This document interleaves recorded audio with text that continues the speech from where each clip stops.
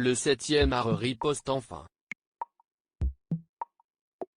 Ce mardi 10 novembre, l'Académie des Césars a pris une décision inédite sous la nouvelle direction de Véronique Kaila, recrutée pour prendre la relève d'Alain Terzian, en votant la suppression du statut de membre de droit de l'association régissant l'institution, détenue jusqu'alors par 18 personnalités, à en croire le magazine L'Op. Parmi ces célébrités, le réalisateur franco-polonais Roman Polanski, accusé de viol par pas moins de 12 femmes pour des faits remontant, dansait jusque 1969.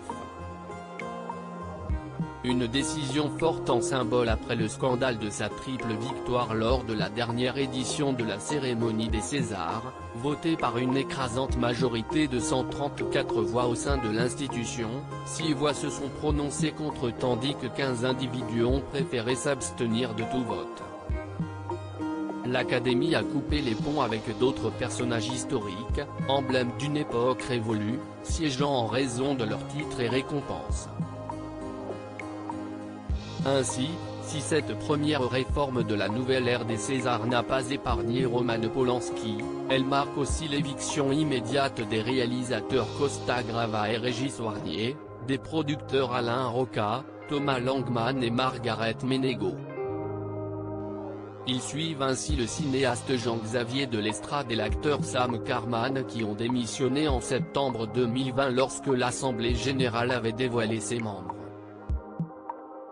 Accusé d'avoir fait barrage à la diversité au sein du comité, Alain Terzian a, lui aussi, été poussé vers la sortie de l'Académie des arts et techniques du cinéma, après avoir annoncé sa démission de la présidence au mois de février 2020, 2 semaines avant la cérémonie annuelle.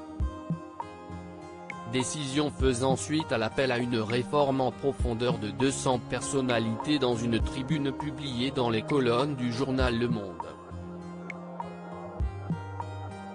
9 mois plus tard, Véronique Kaila et Éric Toledano se sont chargés de répondre à leurs requêtes.